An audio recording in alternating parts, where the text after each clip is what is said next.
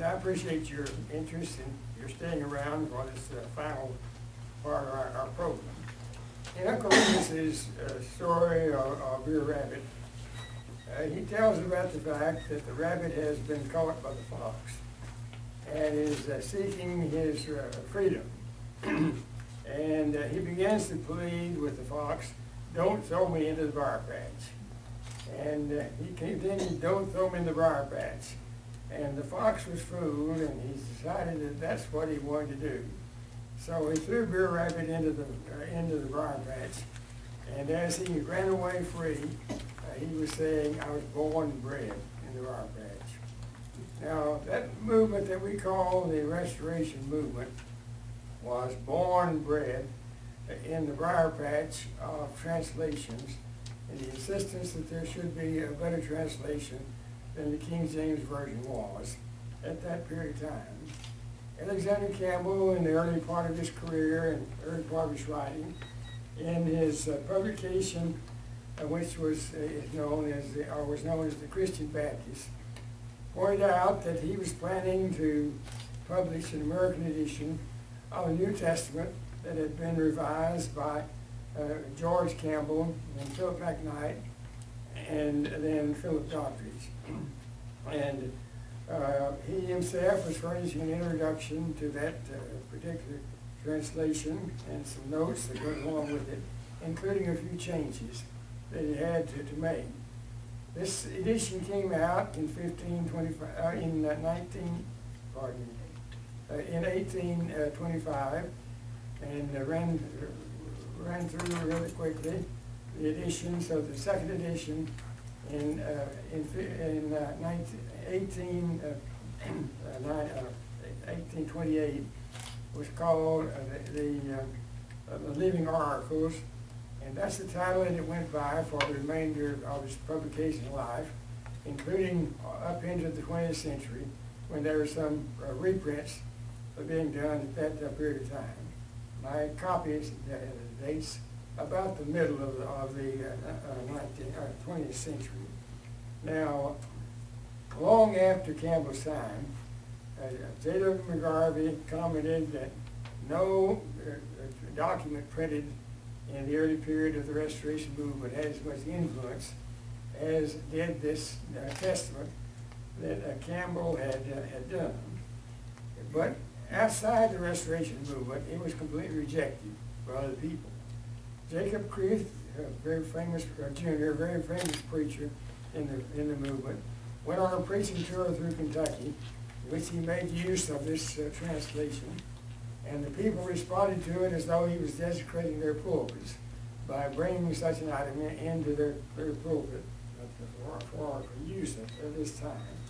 And he was really almost not mobbed by the people with such an objection.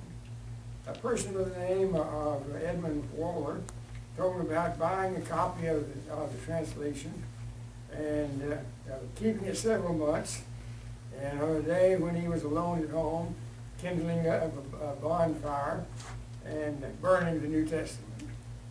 Well, that shows something of the lack of favor that it had. Now, a century later, when the RSV came out, a preacher is said to have taken his blowtorch and to publicly burn the RSV.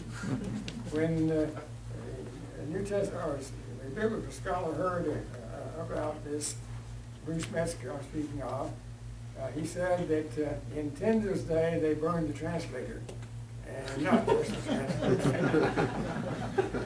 Now, in this publication, Campbell used the word immerse for baptizing, and he used the word congregation rather than the word church for ecclesia. He used the Holy Spirit rather than the Holy Ghost, other translations had. And he used love instead of charity, which the King James Version would have, and made certain other changes. Now, Jesus in this New Testament was no longer a malefactor crucified with two other malefactors, as had been true in the King James. And there are a number of other things that he did. So this stirred up a great deal of interest among people at that period of time. But by the people in the Restoration movement, Campbell had furnished them a tool that was a great benefit in their time. He became known as a heretic by people that were outside of the movement. But as time went along, attitudes began to change. Now, the 19th century was the time of the formation of parachurch organizations. And people in the Restoration movement didn't see anything wrong with having such organizations. So the American Bible Union is formed in the cooperation with the Baptists. And the design was to give to the English reader an accurate Bible, as organizations had tried to do for the heathen people in the period that's immediately before that period of time. The Baptists were in the lead, but the American Bible Union had Campbell's full participation and approval. He urged the brothers to contribute money to it and to back the thing that was going on. He wrote about it as being the most important act that was taking place in the century in which he lived. He spoke at the meetings of the American Bible Union. He wrote articles about the work that they were engaged in. In the decade 1840 to 1850, the Millennial Harbinger had a whole series of articles on this topic. He dealt with the history of the English Bible. He dealt with these translations that had been made before, with the problems in the King James Bible as a tool for people to make use of today. Now, when I talk about defects in the King James Bible, I'm talking about how it appears in the English that we make use of today. Campbell said that in the period of time that had lapsed between the making of the King James Version and his own day, the English language had changed so much that just that alone made a need for a new translation. And I'm not trying to decry the great contributions, undeniable, the King James made to American culture and to literary culture in general, and to all those things that are at the center of the great program you see today. Really, what's going on today sort of reminds me of going to a funeral. You know, I don't go to a funeral and expect to hear anything bad about the person that is being buried in that case. But we're glad to forget about his defects and talk only about the good things. And of course, that's the way the books run at the present time. But there are two sides to most every story. If you go through these writings of Campbell and see what he had to say about the King James Version, you will react that there's hardly a defect that you can bring up, no matter how you search, that Campbell hadn't already pointed out that one or something that's very much like it, as far as the modern reading is concerned. Now, of course, scholars can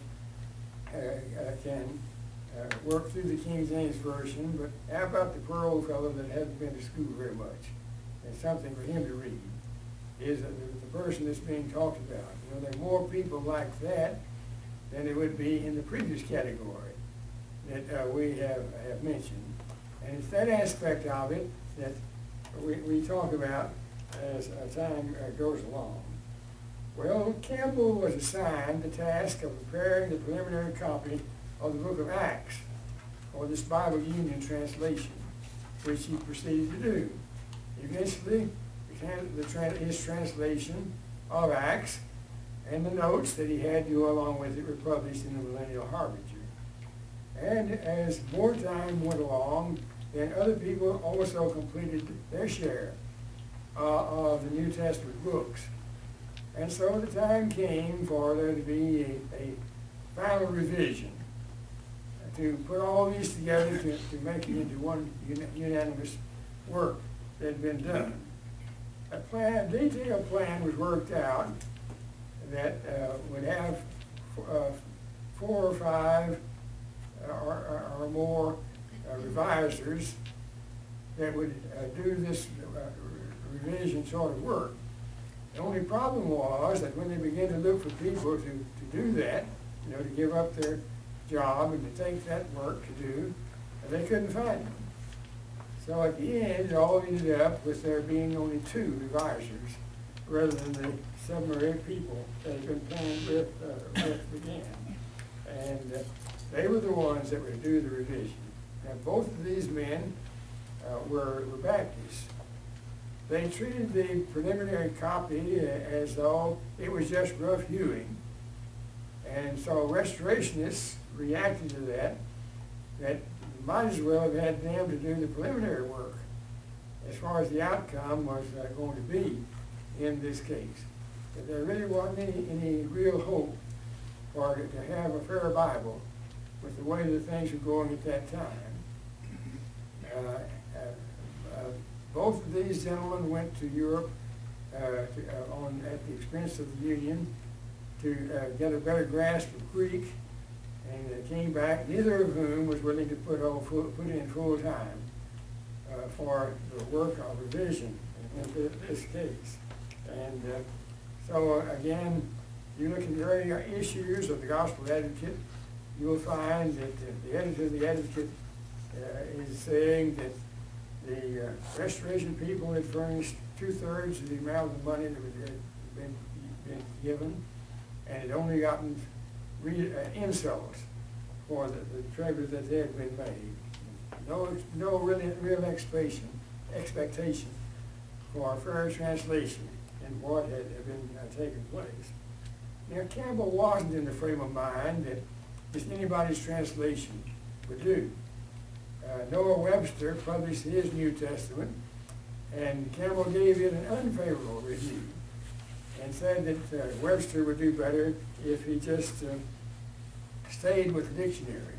And of course, let the Bible alone in this case. Eventually, then, the work of the Bible Union was done, and their translation was ready to be out in the 60s of the 1800s. And if you look in the catalog of Bibles in America or the British Museum, the British Bible Society's catalog, you'll find that Campbell's in the list of prayers of copy for the book of Acts at that point. During the Civil War, which we now have gotten to the period of, there were many reprints of this translation for soldiers in the size copy that the soldier could make use of. And so it went through a number of different editions in that sort of way. But the Old Testament had less faith, a good faith in that. And finally, by the time you get to 1912, the Old Testament by the Bible Union is taken over by the Baptist Publication Society in a translation they published at that time. Now, I may be in error, but I didn't find any place where it came out prior to that period of time. And I'm willing to be taught by those of you that happen to know better on that point or any other point that I bring to an end. But by the time we get to the three-quarter mark of the 19th century, restorationists are looking forward with great enthusiasm to what has happened in Britain. British scholars had finally gotten around to the fact that they needed to do a revision of the King James Bible. And the revisers had been appointed, and they did their work in the Jerusalem chamber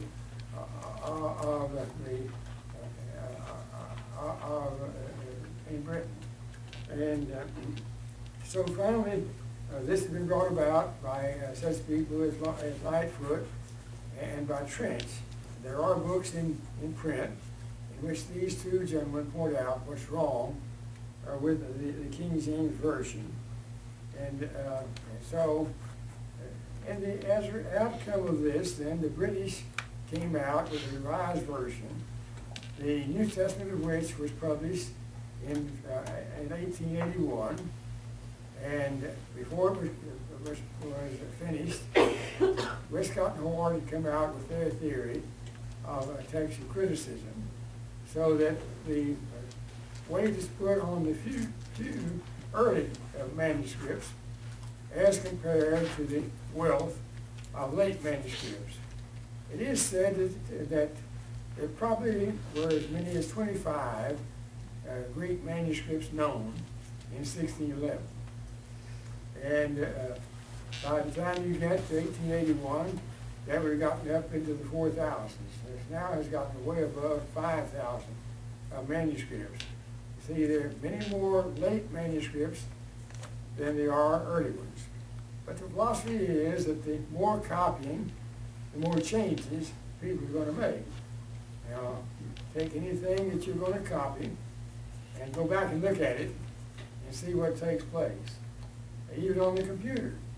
You know, if you type something as a copy and go back and re-look at it, you haven't typed what you thought you did, as far as some details are concerned. Hand copying was also that sort of way. So this is the philosophy in which the few early manuscripts are more reliable than the multitude of late manuscripts. A philosophy also of how to translate had come to be dominant. And the idea was that you translate in such a way that the reader can take what you translated and figure out what you translated it from.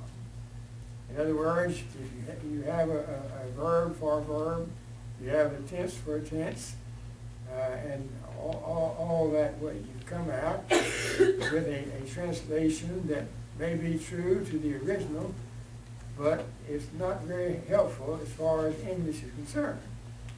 When this translation came out, it had been made in 1881, people said that, or accepted the type of attitude that the British preacher expressed, that it was strong in Greek and weak in English.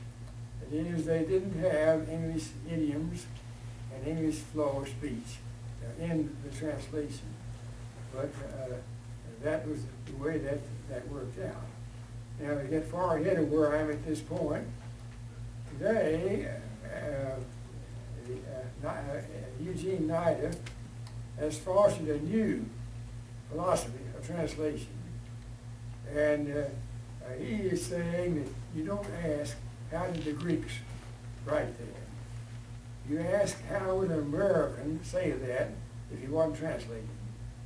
And so the good translation is put into English in that sort of way. A lot of us would call that paraphrasing, but that is a more dominant philosophy of what's going on at the present time, and the other one is.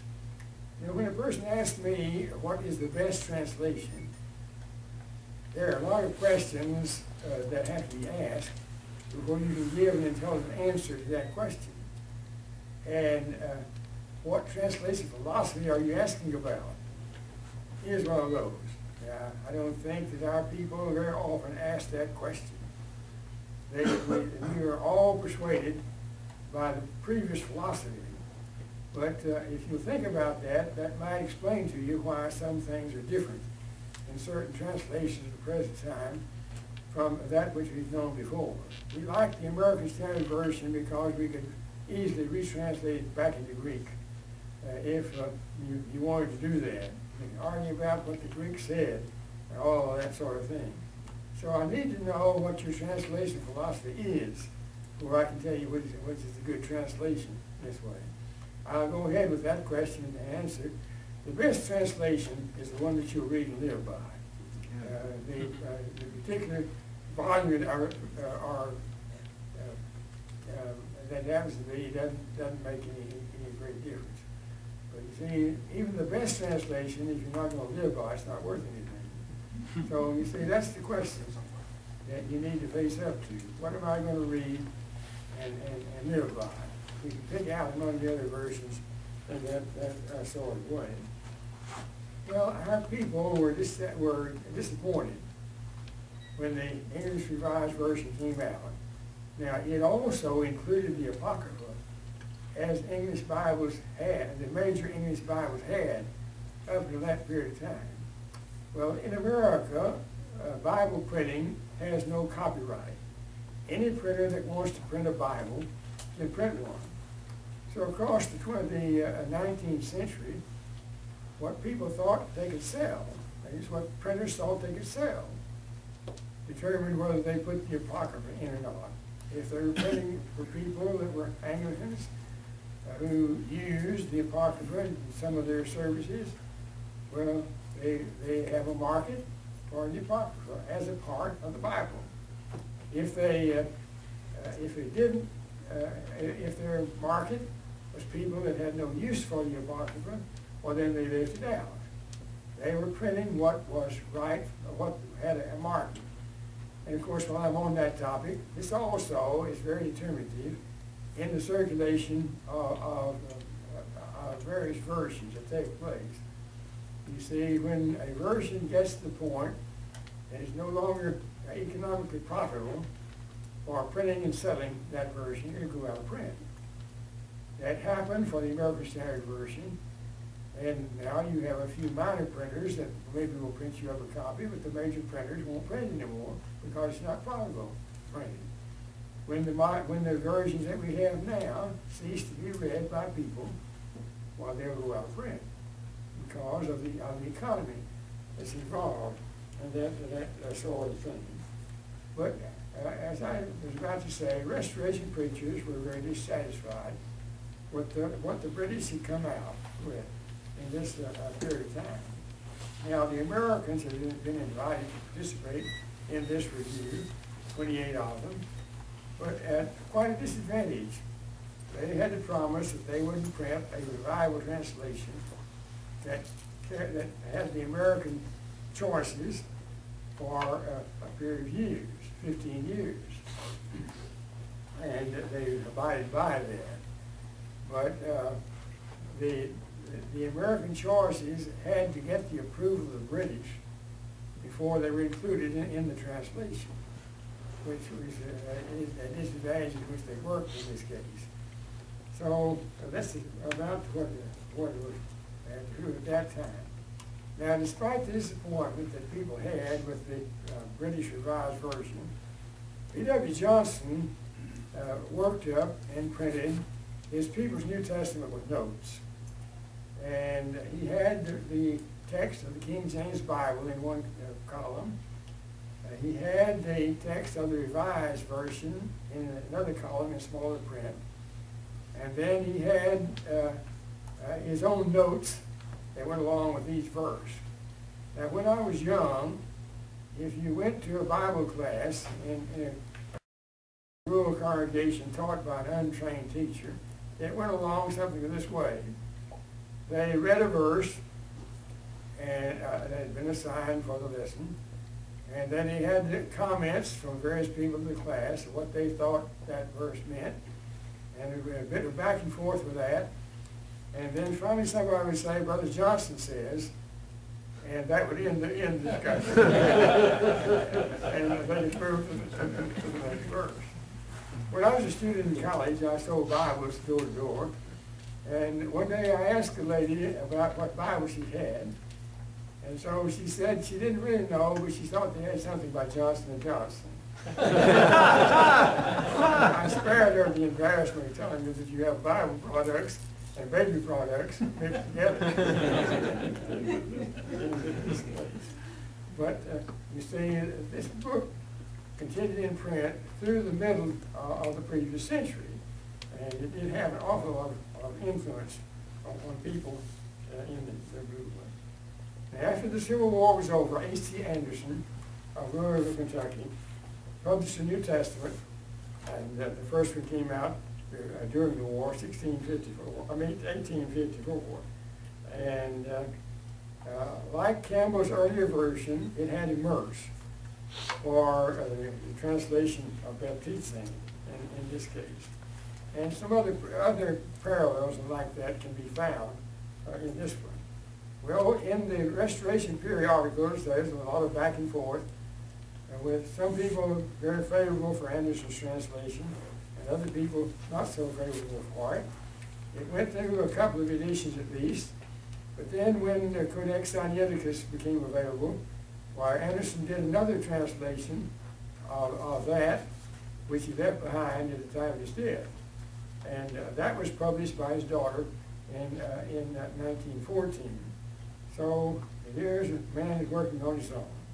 Now Cortez Jackson, who was a disciple, came out with a New Testament. He lived in Denver, Colorado, and that came out in 1881. And then J.B. Rotherham was a member of the Restoration back in Britain, and so he published his emphasized New Testament in 1872.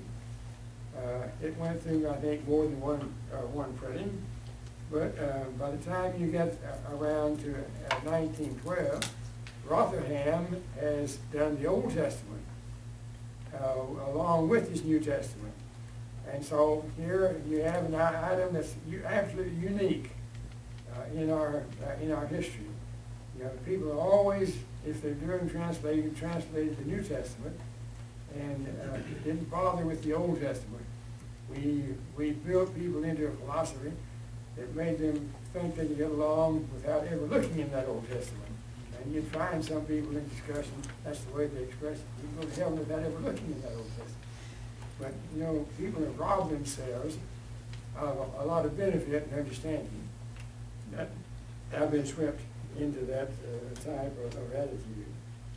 Now, by the time we get around to 1901, the surviving members of the American group then published a testament that was in keeping with the changes that they intended to have made, the American Standard Version. Immediately, McGarvey did a new reprint of his book of Acts, in which he followed the Revised Version. The Gospel Advocate, at the very beginning, announced the fact that they would use the Gospel Advocate in all the articles in the Advocate and in all the Sunday school literature. It was published, or published at that period of time. Many years later, they did a commentary of multi-volumes on the American Revised Version. The church went through a period in which a person was perfectly free to use either translation he wanted to. If he wanted to use the King James, right, nobody raised an eyebrow about that. If he wanted to use the American Standard, again, there was no raising eyebrows about that. So it went along in that sort of way until we get to 1926. And in 1926, something happened that, as far as I've been able to discover in Restoration periodicals, had never taken place before. Here was an article by a person, David Lipscomb Jr., who was expressing the fact that he didn't like the American Standard Version, and he didn't like the young preachers coming around reading their American Standard Version. And the Gospel Advocate published that article.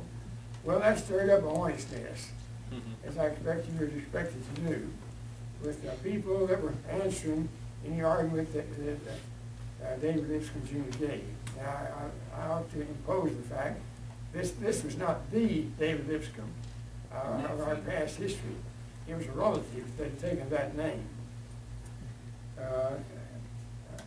Lipscomb, the younger Lipscomb, came back with what have been more or less the standard statements about the King James. You know, who would revise a classic like Shakespeare? I'm sure you've heard that statement, that argument said more than many times. Well, the fact of the matter is that practically nobody reads Shakespeare in its original form. It has been revised, re-revised many times. And the question, of course, of understanding is a question that's good. So there are quite a few flare-backs on that sort of thing. And finally, that one died out, and we were back once again and read either one you want to, preach for either one you want to, American Standard or the King James.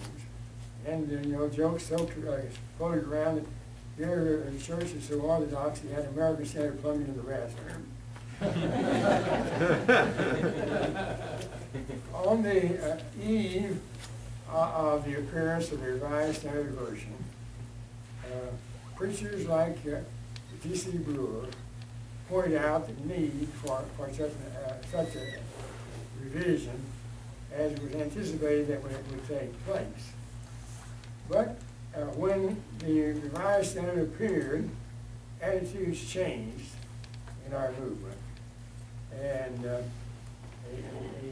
figure from the Cincinnati Bible Institute had been on the committee to make the Revised Standard Version, and he had become dissatisfied and withdrawn. And he then began to publish articles which expressed his disagreement with what had taken place in this case. Well, I would say that his arguments, and maybe one or two more, really became the source by which people who knew a lot less got the arguments that they made to use at this period of time. And so they were repeated by an awful lot of other people. Now, we don't have time to take up the major issues, but one of them, of course, would be the dropping of monogenes, the translation of monogenes as only begotten. Well, when you have the widow's son, and widow's named son, as monogenes, you can't say that he's only begotten. Women don't beget children. Jairus' daughter was only begotten. But you see here again the same problem as far as English is concerned. And then you get around to Isaac. See, Isaac was Abraham's son, but he wasn't Abraham's only son. You see, you have another son before Isaac. So you see, in the final outcome, something like unique son. That may not be the right word, but something of that sort is the way that term has to be translated.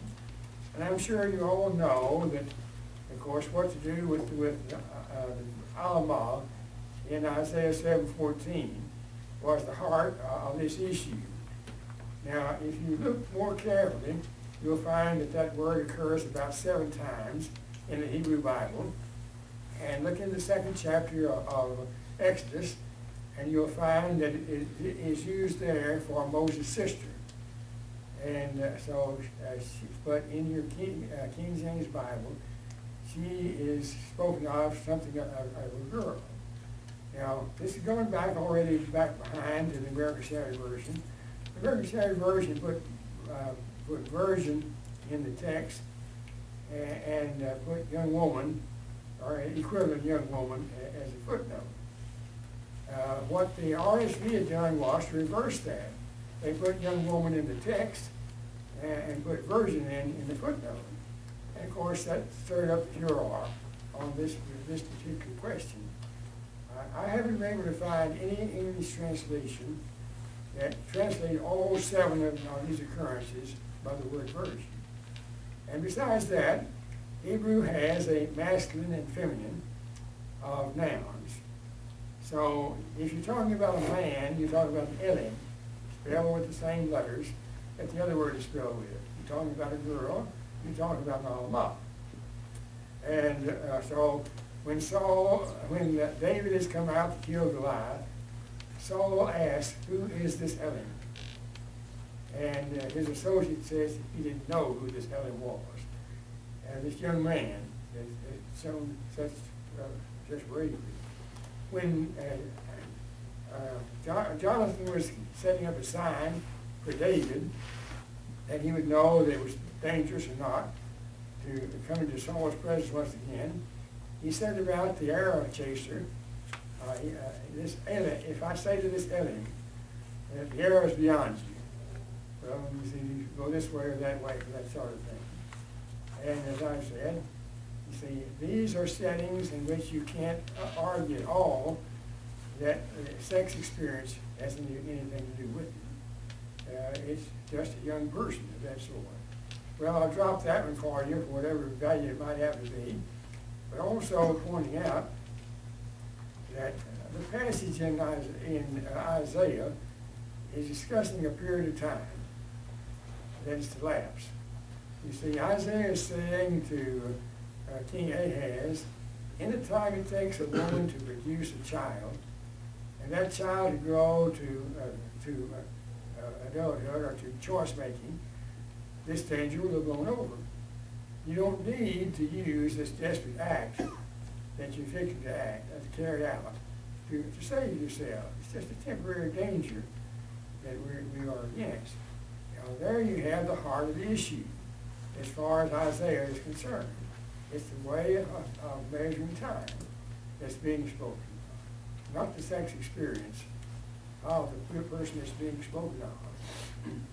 And so people are taking a passage out of its setting and not paying any attention to its setting. Now, so as heated as that argument has been, these couple of points, I think, get to the heart of the real issue you have to deal with. And Matthew uses Old Testament passages for New Testament events that you would never dream of by just reading the Old Testament. Yeah. And I'll give you an example. Out of Egypt have I called my son. Well, if you look at that passage back in its original setting, it's in Hosea chapter 7. And what's it talking about? It's talking about Israel coming out of Egypt under Moses. Matthew said, you know, that passage has some meaning that you haven't dreamed of before. And so use it that way. Now you apply that back to Isaiah 7:14, I think you'll have the solution to the problem that has been so heated in our times past. But over this general period came something that was quite foreign to the Restoration movement, as far as Bible translation is concerned. Here along came some people that really were more or less King James only type of attitude. They forgot all about how the pioneers had struggled against that. Now, I'm not trying to say that the pioneers are the law, are the people whom we ought to follow. But what happened after the RSV came out is completely foreign to the history of the Restoration movement and its agitation for there to be a better translation than has been before. And of course, you know that Flora Wallace became the champion of this particular type of attitude. And in Western Tennessee, it was Robert Taylor that was the champion of it. Robert Taylor was glad to boast about how many invitations he'd had to speak to various churches on this general topic. Privately, Taylor would admit that he knew neither Hebrew nor Greek. But translations ought to be done at that period of time. Well, from that time on, there have been many other translations that have appeared, and the time is running out on us today, so we don't have time to do with all of those. If you come into the 20th century, you'll find that there are some of our brothers that have likewise done translations. Here in this area, Chester Estes did his New Testament. Now, Estes' New Testament is largely dependent upon interpreting the King James Bible. But it does have what Estes considered to be major problems to deal with. Estes thought about having a worldwide influence by what he was doing, and that's noble. But of course, Estes is gone, and the translation is just a curiosity. We also will find that at this period, a person by the name of Lithel who is over in Arkansas, did a translation. But here the same thing is true. He doesn't have the means by which it can become widely and universally used. And then another effort, rather interesting. Here is a person that has decided to do what no restoration figure has ever done before. And that is to translate the Old Testament along with the New Testament. And he got into that by making a simplified translation, one designed for people that don't have much education type of thing. Now, Stanley Morris is his name. Last year, Morris pointed out, or admitted the fact that he thought that computer publication had more promise for a wide audience than would be true of any type of hardback. So I judge that he's decided to not publish his final whole Bible as he's done before. Morris has a history of having worked on the Bible for the deaf. And of course, that's having some market among deaf people. As I read it, I wanted to ask the translators, is this as high as deaf people can read? And to point out that my reaction is, the world of the deaf must be a very poor world. If this is the representative of what can be done to try to aid these unfortunate people. And you probably all know that also that Hugo McCoy, who was a person of greatest scholarship and best reputation among our people, did a translation of the New Testament, plus also several books of the Old Testament, for which translation has been given to Freed-Hardeman College. And here again you'll find dealt in that translation some questions you need to deal with to understand your Bible. See what to do with baptizing, and what to do with ecclesia, church, and a few others of that sort. It has both notes and also New Testament. But you see, we're in a world in which marketing is extremely important. And Bible translations don't escape from that problem. A translating group, or the directors of a translating group, want to have the names of as many people as possible on at least their advisory list, in the hopes that their name will sell copies to the fellowship in which they have. Now, it may not, all these names may not mean that these people worked on the translation. It's just their name that has worked on the translation. And from the rest of it, they didn't even see till it came out. But let's take the NIV. You know, along my way, I suddenly got an invitation to be on a subcommittee of the NIV. Our task was to work on the books of Exodus and Numbers. We were furnished a copy that some scholar had made of a revision that he'd like to have, edit that. So here a group of 5 of us go over this prior translation word by word, think about how accurate it is as far as the original is concerned, and also how accurate it is as far as English language is concerned, in the most detailed type of way. John Stevens some time ago said that a college professor is a man who thinks otherwise. So you've got 5 people on the committee, and that means you have 5 opinions of what it ought to do to get to a problem. Well, in America, 3 outweighs 5. So when you discuss this question, you'll finally get 3 people that will agree with each other. That goes into the text. What happens to the other opinion? It gets in the margin.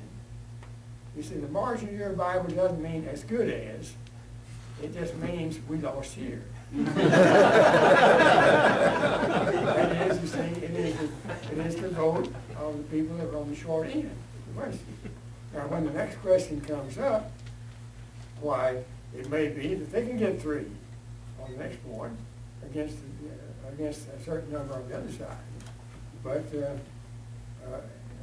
despite the fact that we worked for days on Exodus and Numbers, and we found that Numbers was easy because we'd done Exodus, and you have the tabernacle in both books. Once you saw it in one book, why you used it in the other book. But despite all of that work had been done, I never saw anything of the NIV until it came out. And I didn't see the complete copy of any book until it came out. And that would be true. Don't be misled because somebody's name is on the list of advisors. It doesn't mean that they either saw it or had worked on it. It just means that they thought the idea of having a translation was a good thing, and it came into that way. Well, all of that is a part of this problem of, what is the best translation that to be used? How does one make a choice? Now, going back to our opening story, see, we are in the briar patch of multiple translations, and that problem is not going to go away. There are going to be more before the end than they've been up to this period of time. And I'm not prophet enough, or son of a prophet enough, to have any opinion of how many there are going to be and what they're going to be. There would be translations that try to use a combined philosophy out of the 2 philosophies that are now fighting with each other. And the English Standard Version would be a translation of that sort. The English